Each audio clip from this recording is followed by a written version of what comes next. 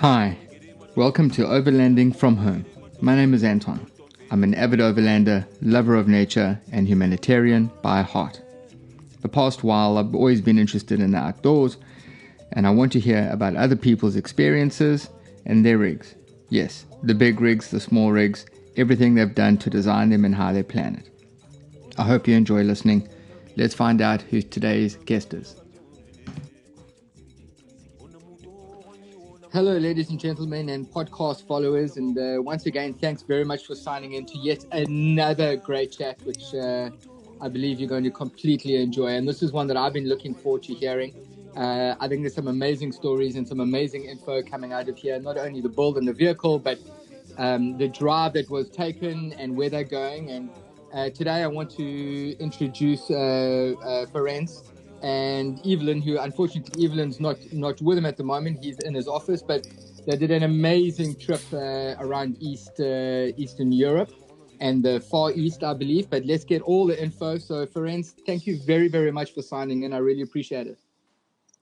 Thank you very much. Hi. I really appreciate you having me on the podcast. No problem at all. I'm quite excited. So folks, I did have a bit of a chat yesterday with Ferenc, and I got more excited to hear, and I think you will enjoy the information coming out of here, but also it's functional and usable. And as you know how much I love functionality of fashion, Ferenc is trying to build an environment that allows people to do overlanding longer without having to be in an office, and I'm sure all this information is going to come out. So I want to get the ball rolling if that's okay. I want to find out what is it about overlanding that got you into doing it, and what do you enjoy? You know, what type of terrain did you envision when you thought I want to go overlanding in a vehicle? Yeah, my two passions are really for since I remember are cars and travel, and overlanding combines the two very well. So that's why I really got into it about 6-7 years ago, when with a couple of friends of mine we tried to drive from London to Mongolia, and then we ended up breaking down in Tajikistan next to the Afghan border. We had a Mitsubishi pickup that basically died right there and then, and we had to abandon the car. And sure. we made it to Mongolia anyway. But that was the first trip back in 2014 when I realized this is actually possible. Like, you can just jump in a car on the edge of a continent and drive to the other edge, and it's actually possible to drive through incredible distances, through amazing scenery and all kind of terrain. So that's what really got me into really thinking about this seriously, and that's how I chose my next vehicle, like with that in mind. Okay. And just, I don't know, also like Central Asia and Asia in general, apart from Southeast Asia, provides a lot of great areas to discover the world through overlanding, because it's just fantastic. It's empty, and the nice fast dirt tracks and some difficult rocky mountains. It's just an incredible amount of different tracks and terrain where you can drive in Central and Eastern Asia. I completely agree. You know, so I think what's really appealing to me, and I actually have goosebumps talking about this because it really is the fact that the Far East and from the Russias, Kazakhstan, Uzbekistan, all these places are very untapped or unknown of overlanders. Because of the vastness, as you're saying. I mean, it's massive. Russia alone, I would say 80% of Russia isn't achievable to drive. You know, it's huge. Yeah, you're probably right. And, there's I've been chatting with a wonderful guy from Russia. He's huge, but he doesn't speak English. So I'm not obviously chatting verbally, but we've been Google translating messages, which is awesome. And he's done a lot. I mean, he's been around Latin America. He's been around Southern Africa, Northern Africa, obviously around Russia and all these areas, and it's superb. But anyway, so you're Hungarian. Yes. You've lived in a bunch of other countries. You've obviously got a very good English accent and understanding. So you're able to get around. What passport do you travel around? Yeah, in these places? I've got dual citizenship. I've got a British passport as well as a Hungarian.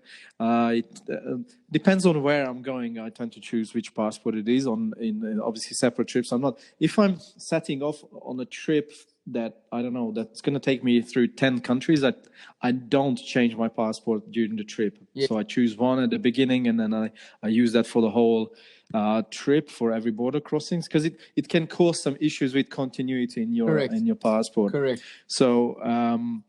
So yeah, it depends on where we're going. Central Asia and Asia in general, probably British passport.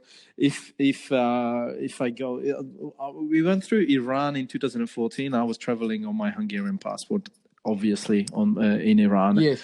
So so yeah, it depends on where I'm going. That's They tend to have the same kind of power. I mean, the Hungarian passport is pretty strong when it comes to visa requirements and stuff. So it's actually quite easy to travel on both. That's very cool. I mean, I would choose in certain countries. I would choose a passport according to which terrorists are there. You know, to me personally, I used to work in military and defense, and I would choose one passport. I have 2 South African passports for business, and choose one passport to go into do business, legitimate business, by the way, not dodgy business, in certain countries, because I wanted one good-looking passport and one passport that if they open up and look, they're going, well, hang on a minute, there's a bit of dodginess going on here, and you have to sit there and explain, which actually happened to me in Egypt.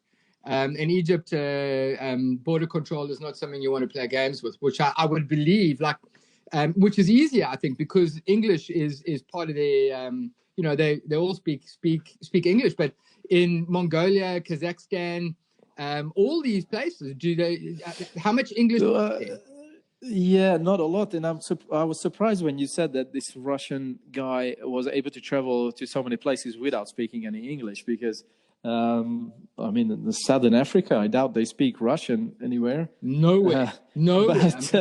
My cousin is married to a South African Russian lady, and that's as close to Russia as I go. But she speaks like you and I, and right.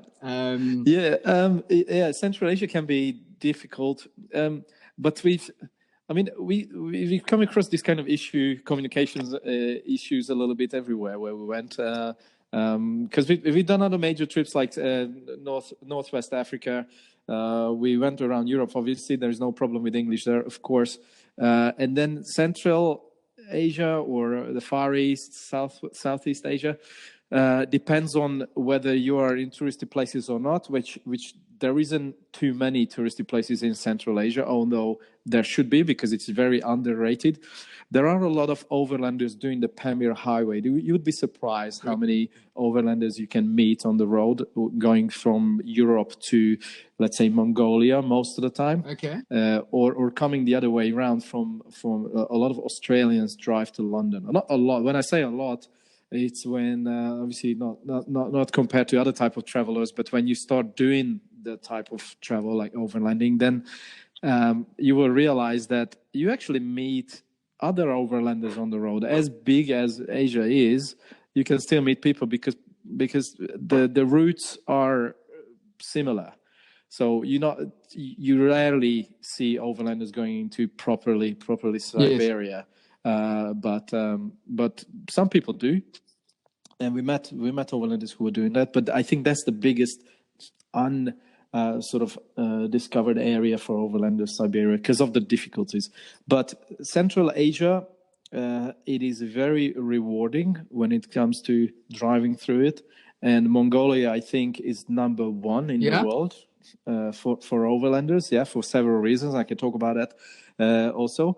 But so to answer your question, it's quite difficult to meet anyone in Central Asia who speaks Yes. English, but we also had a whole evening conversing through using Google Translate. The whole evening we were talking to a Russian family who were very nice to us in Kazakhstan. They were also on a we were in this national park and they were renting this cabin and they invited us for drinks and food and everything. They didn't speak a single word of English. We don't speak any Russian, and we were having a conversation all night with Google Translate. It's amazing how we make do, you know. It's amazing, and I'm in complete awe. So I'm going to ask you, if you remember, how many countries have you actually overlanded in? Good question. I traveled through 77 countries so far. As an overlander, probably around 30, I would say. That's good. So maybe 35.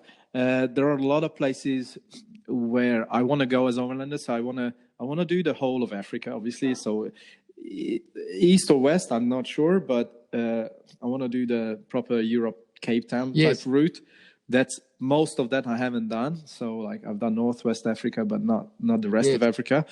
But there are places. So I haven't been to those parts of Africa either at all.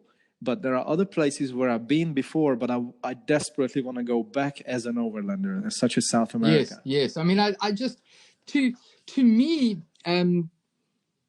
I love the greenery, and obviously I don't live very far, if you look at a map, to deserts and things like that. So I mean, we have the deserts through Namibia and some in northern South Africa. But to me, I love traveling in big green trees and a little bit of mud and stuff like that. And I mean, I can handle mud and I can do it. It just obviously takes much longer when you're traveling in very heavy, thick mud. I mean, I had a really nice podcast with a guy, Tim, from Philippines, and he got stuck for 4 days going through a muddy area where it takes you 3 hours to go like half a kilometer. You know, it's completely crazy. Which country was Philippines. That?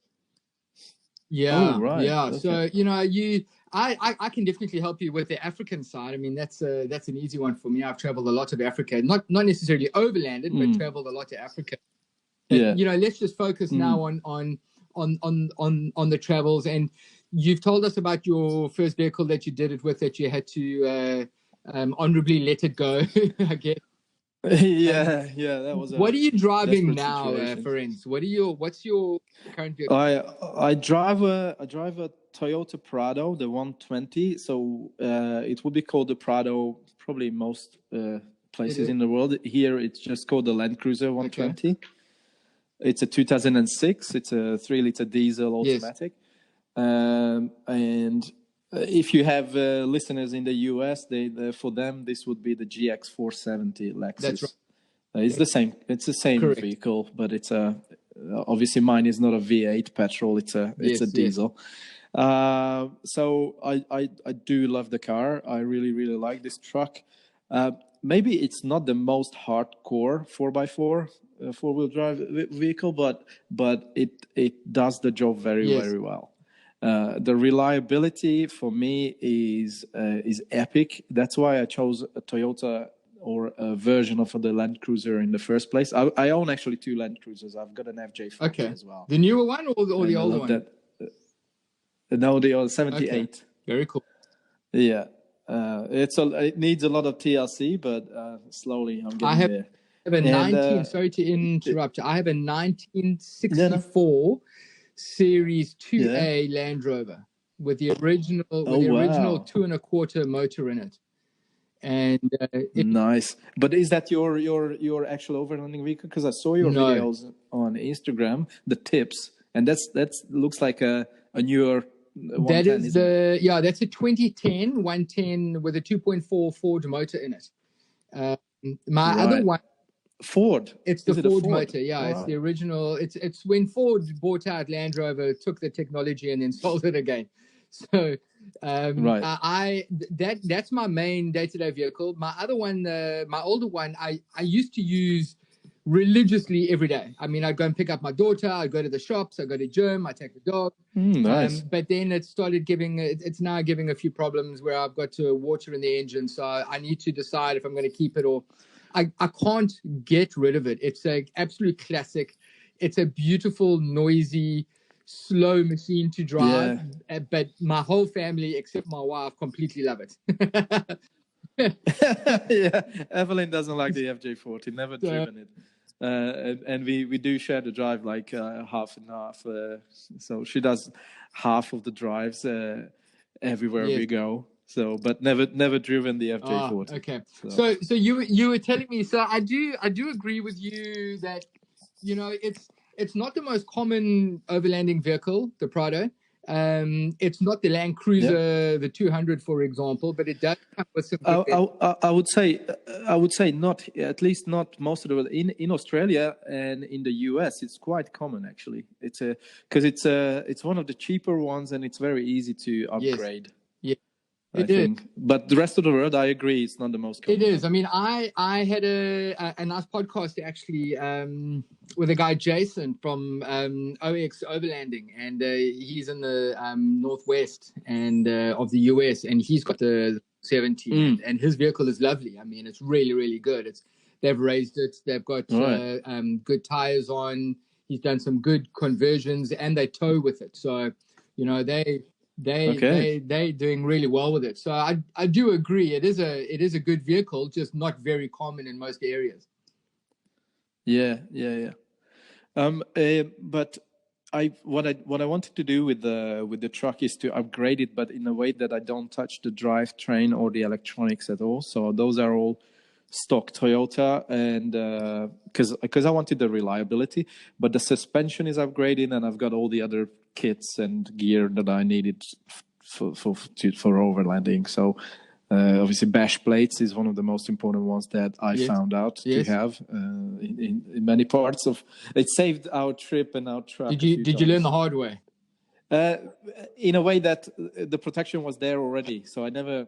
So I hit a few things with the bottom of the truck, but the bash plates were there, so they protected us. So Very yes cool. and no. Very cool. Okay, so let's just get a few basics out the way. What tires are you running? I'm running KO2 BF Goodrich tires. I love them. You enjoy them? I really like them. Yes, 60,000 kilometers, not a single flat tire, and I still got quite good thread on them, and it's not like I was looking after them. Yes. So fantastic. That is very, very good. Fridge. Engel. It's a 40-liter Engel fridge freezer. Fantastic kit. Exact same one. I think we already touched base on that. Yeah, I saw your little tip with the newspaper at the bottom. Yeah, newspaper and put. Yeah, but doesn't that and put a mesh rubberizing under it too on top of that, and it just helps with extra little bit of rattling and vibration. Wouldn't the newspaper let some paint go to the bottom of the fridge? No. Okay. I haven't had any problems with that. In fact, with you can actually buy a special mat from Engel, from the traders, but it's not really worth it when all it does is absorb the moisture like milk and blood and whatever. So it makes no sense to take it out. Take out newspaper. Yeah, we had a few problems like that, and also once I can't remember why. I think we were stationary for like 4 days, so we bought ice because we didn't have what we should have had, but we didn't have was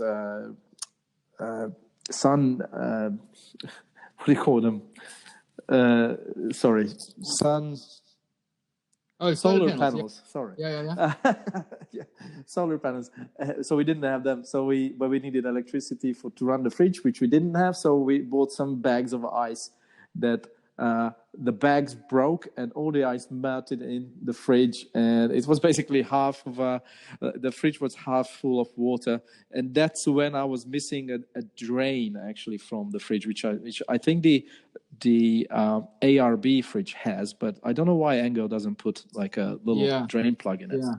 I'm not so sure why, actually. I wonder. I mean, it would be very useful. It would be helpful. Sometimes. I mean, when you want to flush and clean it, you just want to hose it and let it drip out. You don't want to take the whole thing out and then turn it upside down. You know, Engel, if you're Exactly. listening, come on, guys, step up here. Okay, and then deep cycle battery, right?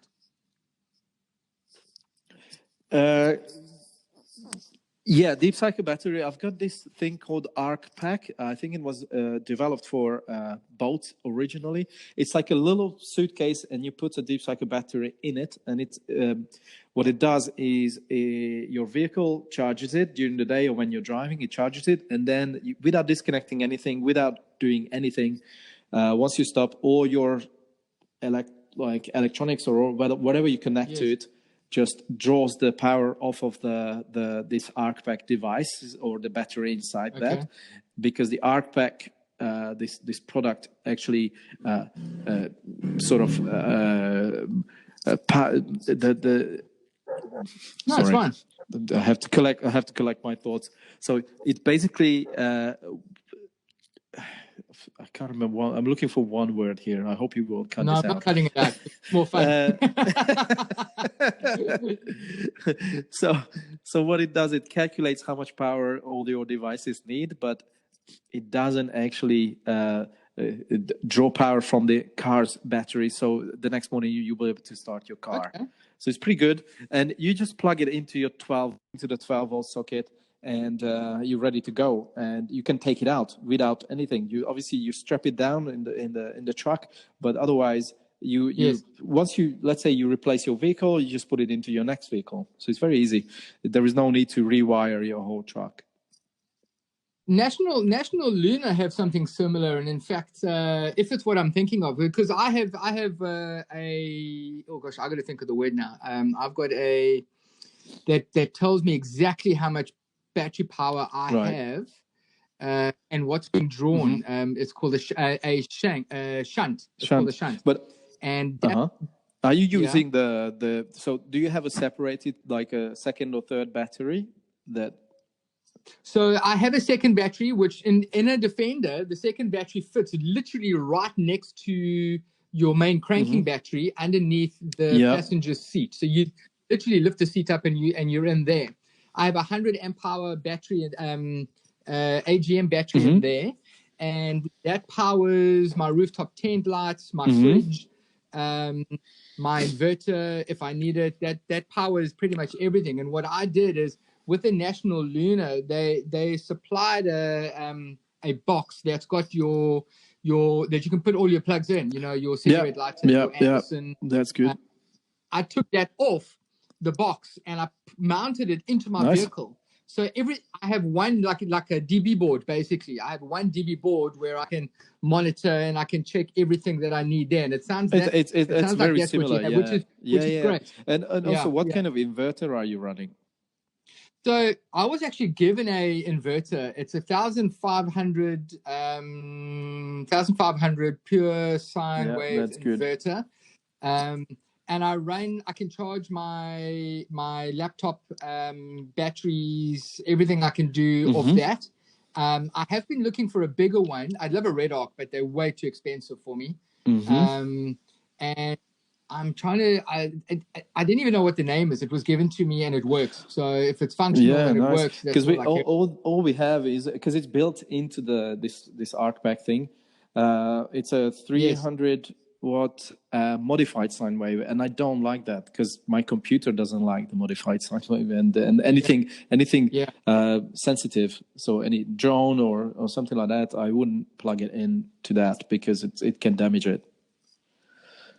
Interesting. I mean, I would stick with the pure sine wave. I think a 2,000 watt pure sine wave would be the way to go. But then to find a reliable, I don't know much about them, and I have been looking into them. I have a few. I can give you some good tips because I researched it extensively. So yeah.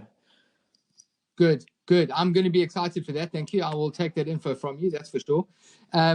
Okay, so we've got what rooftop tent? I see you got is it a front? No, it's the same. I mean, this is the typical rooftop tent, the same kind of shape and how it works. It was produced by Euro 4x4 Parts, which is a very large parts manufacturer, parts distributor in Europe.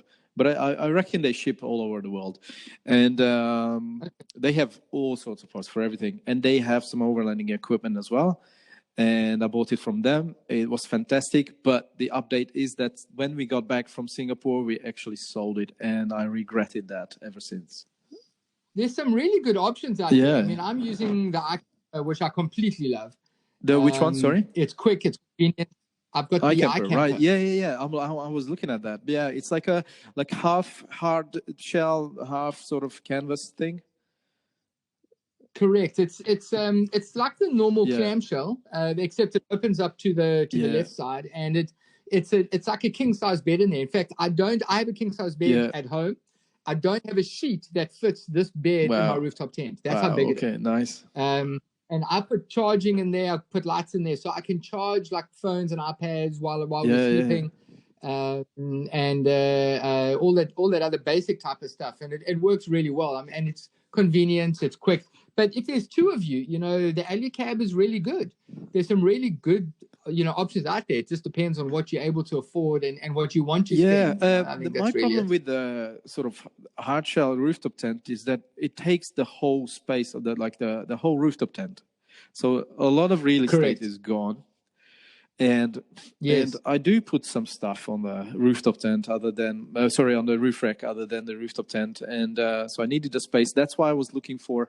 I was deliberately buying the canvas type fold out rooftop tents because of the space and the square ones. Yeah. So when it's folded up, it's square, but when it's open, we found it pretty big as well. So it was a 2 meter by 140. And we found that more than enough. It was big. So iCamper have brought out a square one that seems quite the mini, or I don't know what they call it, but it's yeah. I haven't used it. I'm pretty happy with mine. I've had people offer to buy it because of the conversions and that I've done. Because I also put a light underneath it. So when I plug in the lights and the power for up top, the light underneath that little flap I can turn that on and off, and that I can tell you is fantastic. I use that religiously because it's not a light that's in your eyes and in your face. It's a down light, so you can stand and still have good light around your vehicle and not interfere if my daughter's trying to sleep in the rooftop tent. That's pretty cool. But I mean, everyone's obviously different, and everyone creates what they want, and that's exactly what you've done. I mean, you've developed it. I mean, is there anything that you would change on my vehicle or in my equipment or all of it? I mean, is there anything that you used that you took along that you never used, for example? I don't think there was anything in particular that we didn't use at all.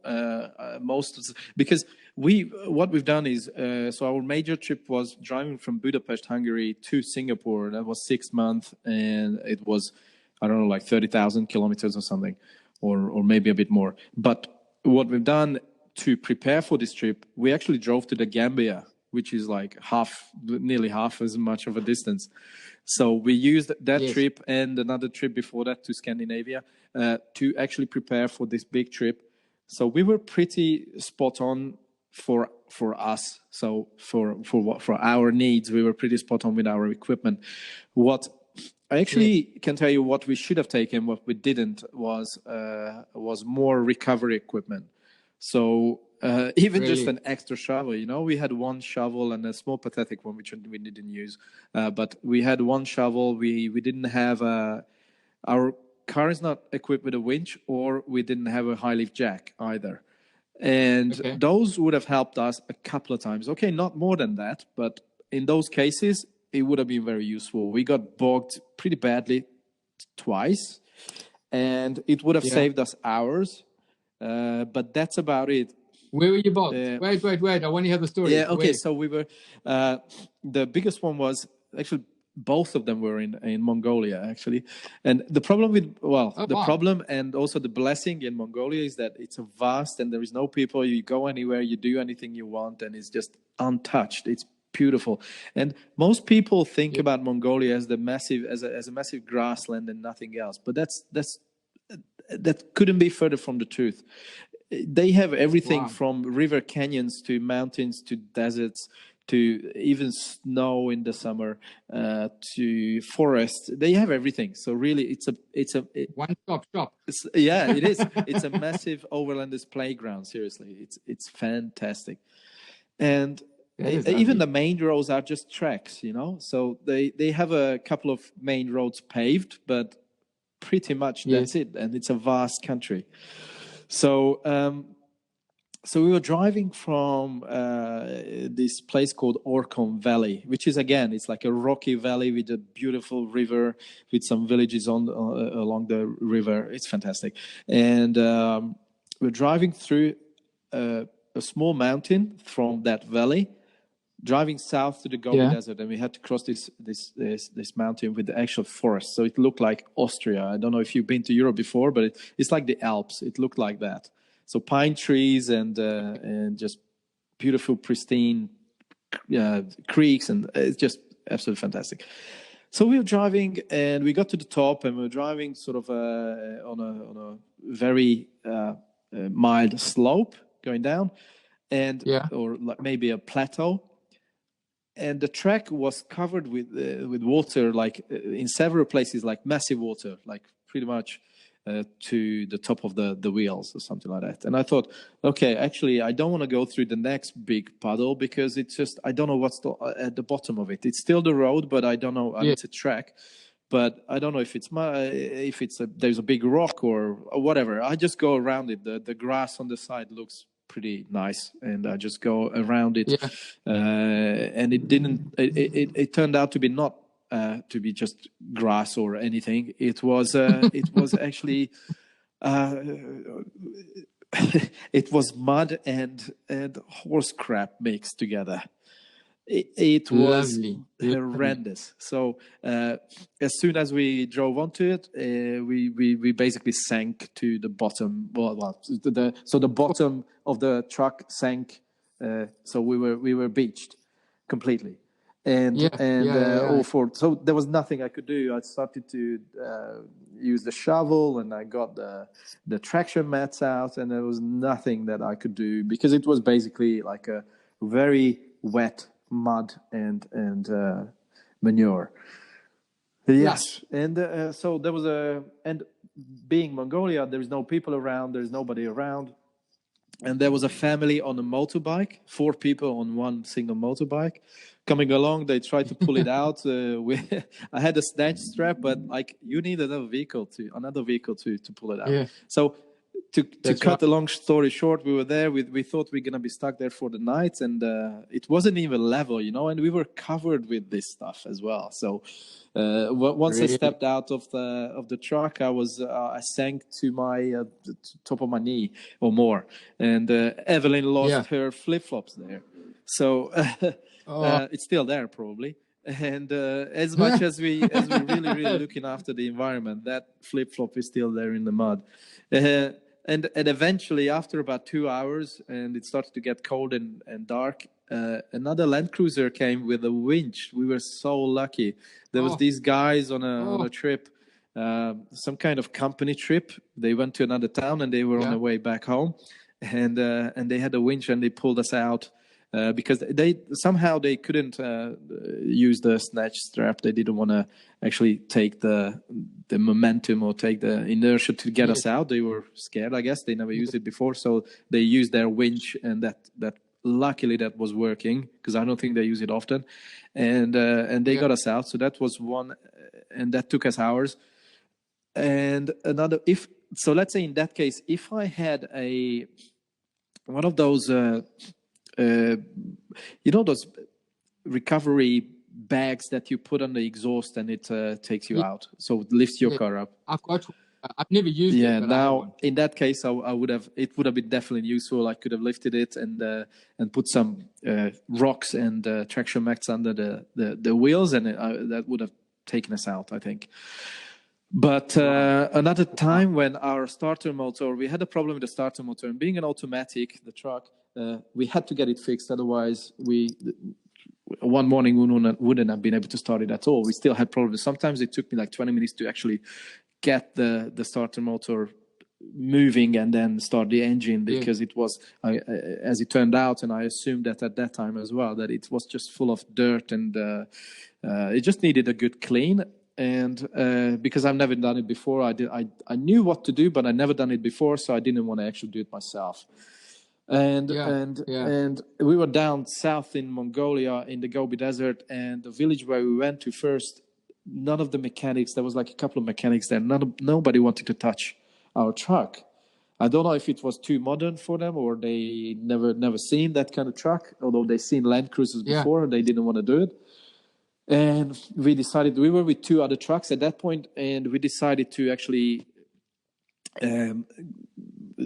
sort of go another way and find a bigger town to get this problem fixed, because we didn't want to be a reliability to get us, tow us through Gobi Desert or some place like that. So so we had to drive 200 kilometers from this place to a town, and it took us 19 hours because it was 100% off-road. And we went through a rocky mountain it was rock climbing. I was ready to, I was really expecting a couple of flat tires. None of that happened. It was really sharp rocks during the night. I was in first gear, low gear. It was that painful. And eventually, because we were driving for 19 hours, it didn't want to stop the engine. So we were just driving all night. You just kept going. Yeah. And then it was about 2 or 3 o'clock in the morning, in the middle of nowhere, in this massive sort of plain flat area. And we were following this track, and suddenly the tire tracks got too deep for our ground clearance. And the truck just beached. Like literally you drive straight, and at some point your wheels are not touching the ground anymore, because the middle part of the track is so high that we just beached. And it took me 4 hours to dig all that soil from underneath the car out, and so that and then the tires were touching the ground again, and we could leave. So that took me 4 hours. If I had a high lift jack, it would have taken me 20 minutes probably.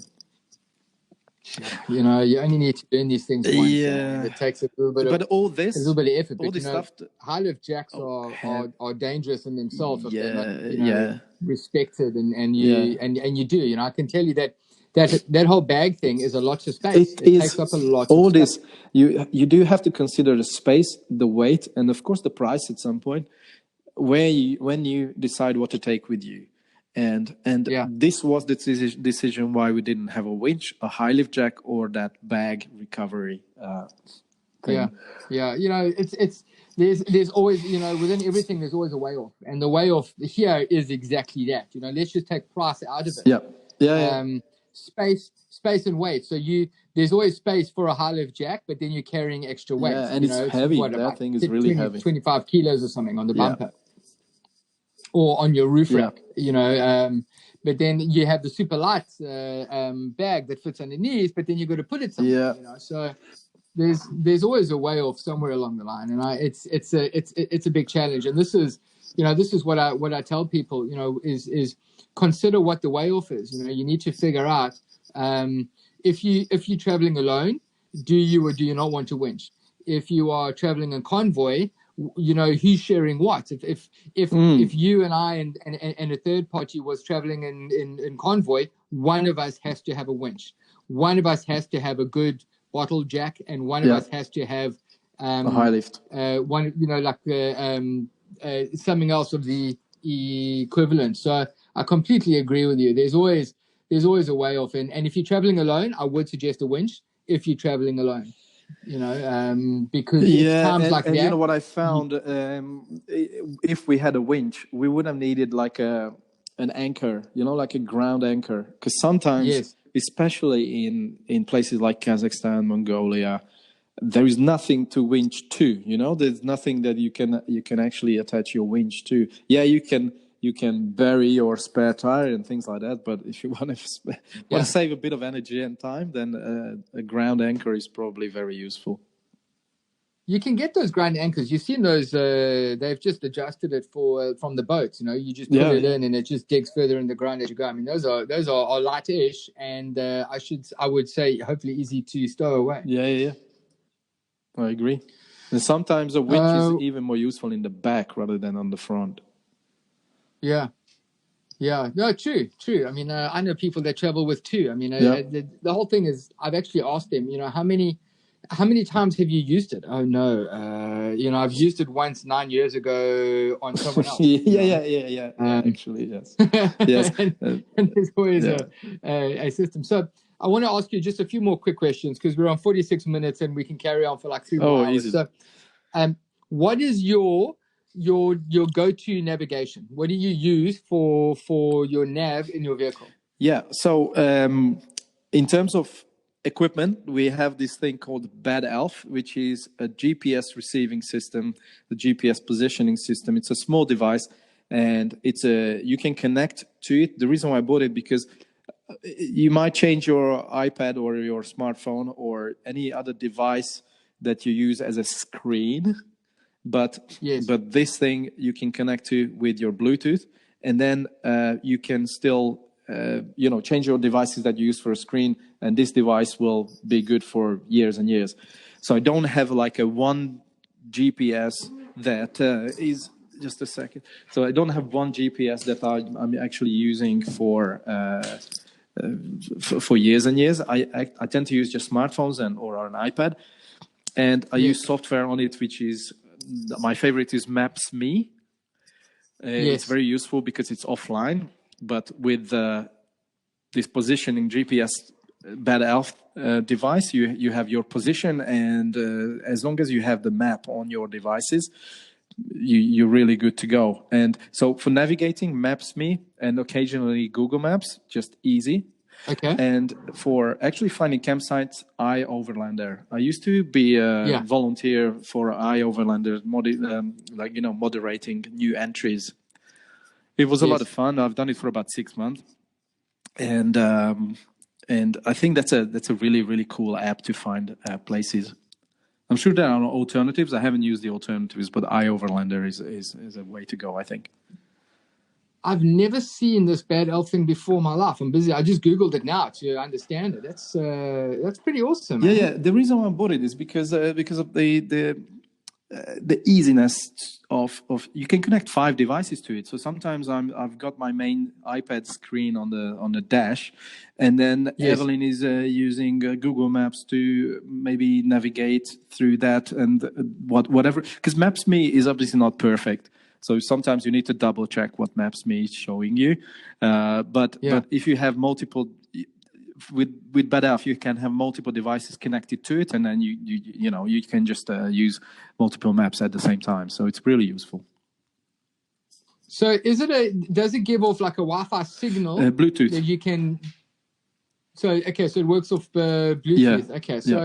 So it's just I use now I use an iPad mini that is connected as my navigation, and on that I've got all of them. Maps.me, Map Out is a nice one for tracking. Mm-hmm. There's Africa Tracks as well that I used in Africa.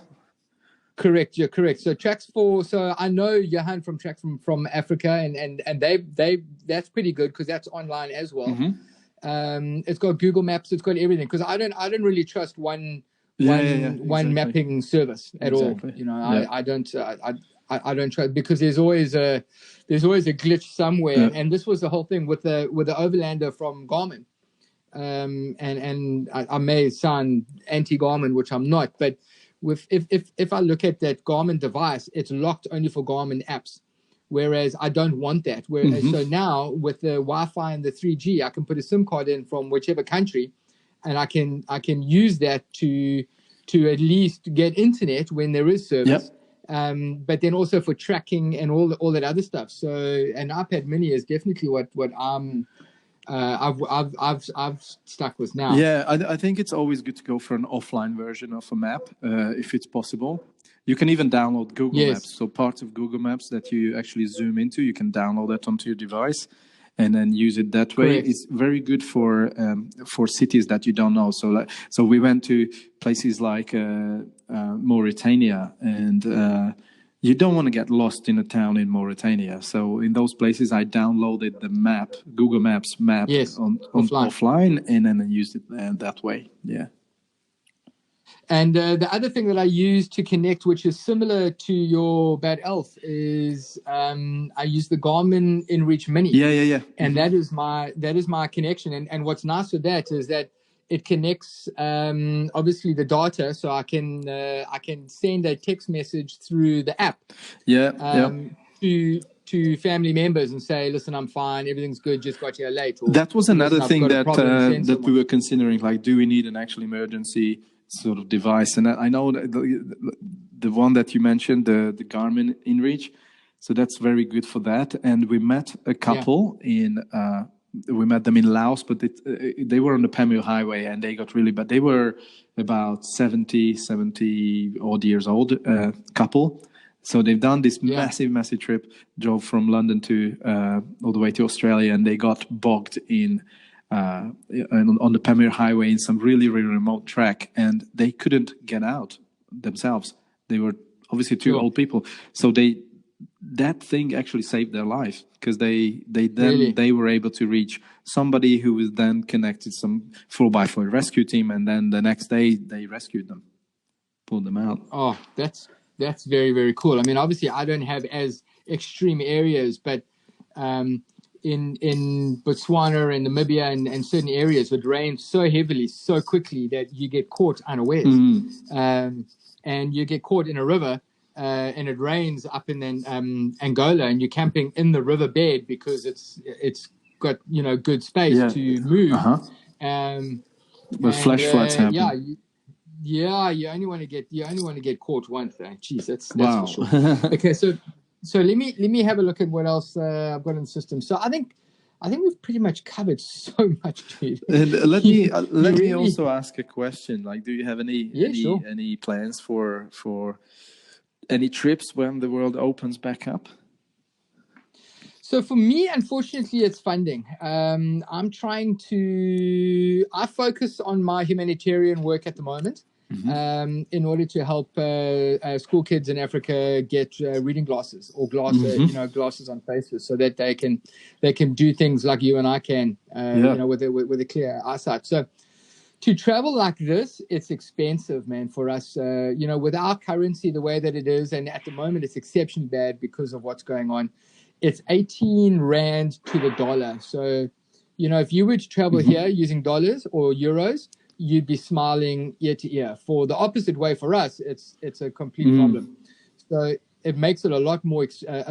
I would love to do the Mongolia and the surrounding countries. I would completely love it. Once you're there, it's not bad because petrol or diesel is dirt cheap, especially from Europe. I don't know how is it in South Africa. Europe is extremely expensive. Now it's obviously better with the oil prices. But otherwise, compared to I reckon the rest of the world, but especially in like places like Kazakhstan or Russia and places like that, the diesel is very cheap there.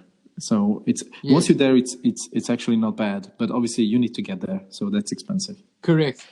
So shipping my vehicle, which is fully sustainable, it'll cost around $4,500 or so to put it in a container and get it there. That's obviously another challenge, within itself. So I was looking at doing a humanitarian trip into Malawi, and I would have to ship two vehicles, mine and a guy that comes with me, a patrol, from Cape Town to Beira in Mozambique, and then fly into Beira, and then drive about a day and a half up through a little middle area called Teti, through Mozambique into Malawi, and that in itself was $3,000. Wow. So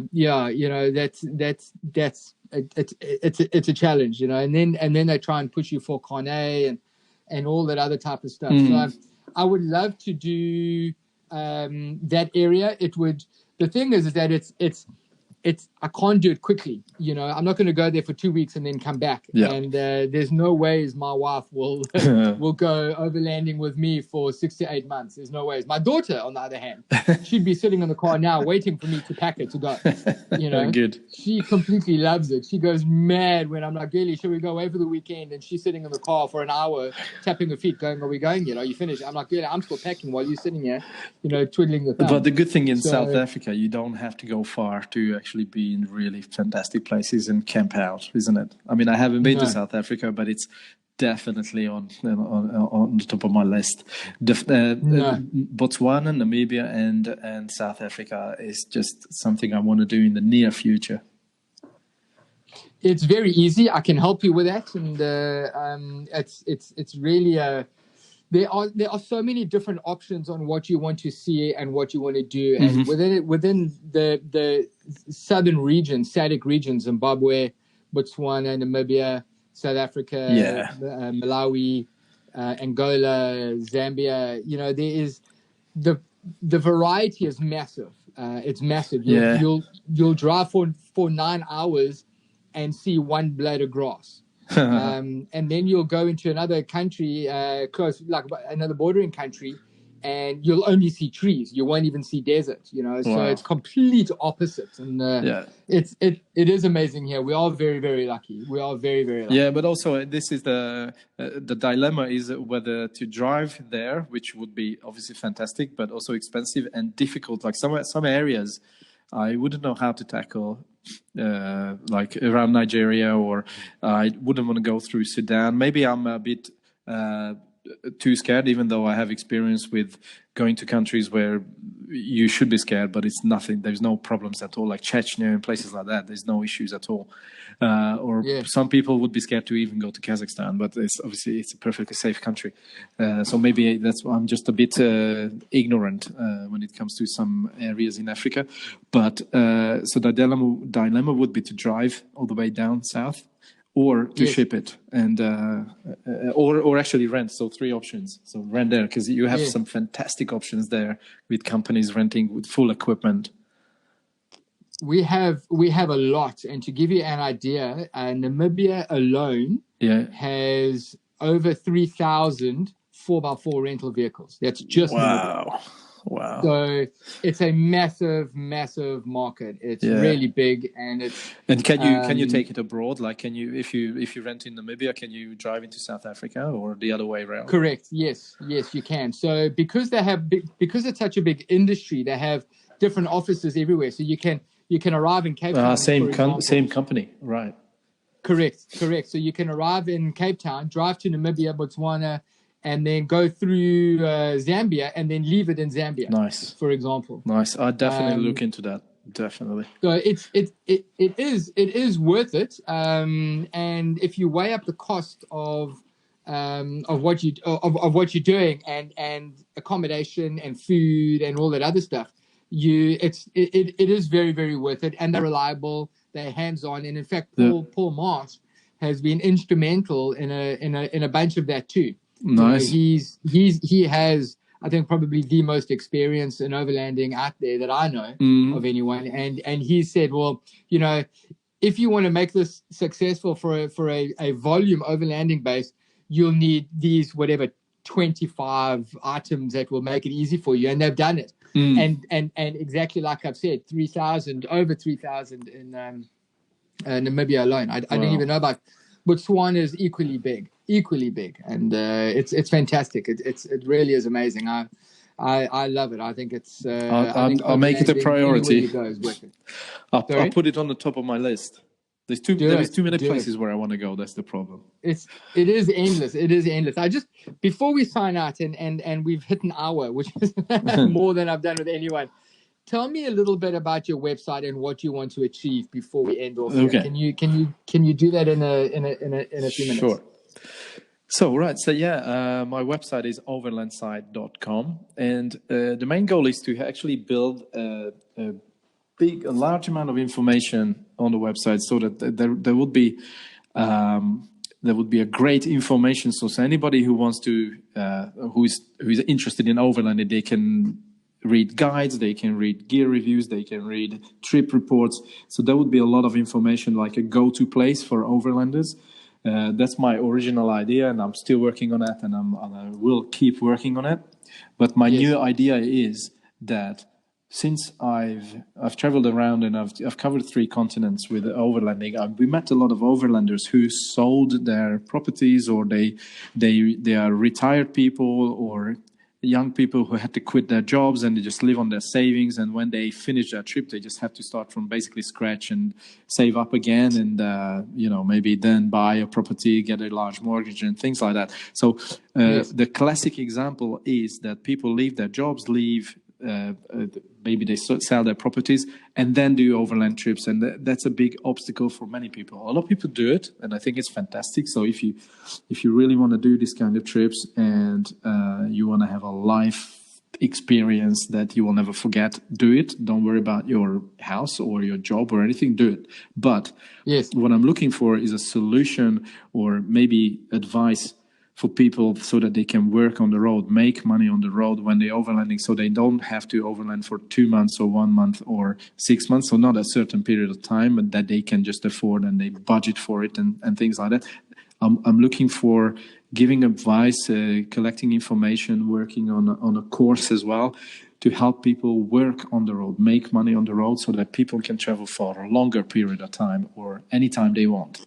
So now is the time that actually people discovered this phenomenon even more, like working from home, working remotely. A lot more companies will be able to, have this kind of technical setups.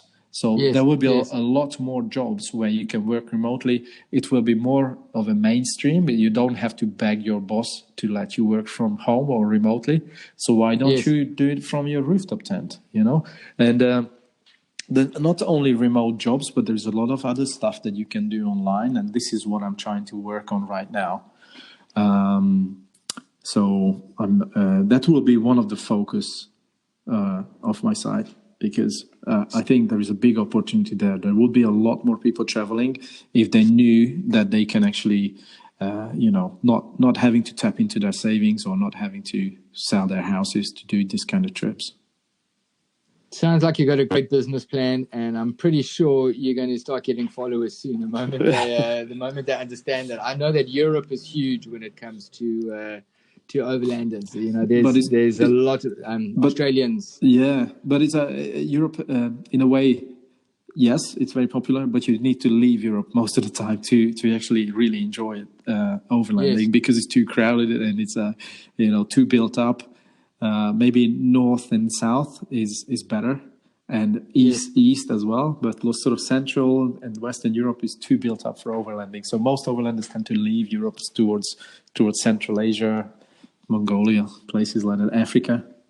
Yeah. So let me just explain quickly. I was in contact with two very nice ladies who's starting an initiative called Choose Africa. Mm-hmm. And I'm being involved in this because I think it's amazing of what they're trying to achieve. And what they're saying is, when you get foreign people coming into Africa, into the tourism industry, your big lodges and campsites and all of that type of stuff, you're not only coming to view the animals and whatever, but the money that you spend with those lodges and hopefully the airlines and things like that, is going back towards the local communities. Mm-hmm. And it's a big deal. And what they're saying is, trust Africa, come and see us, come back to us, although all this drama is going on.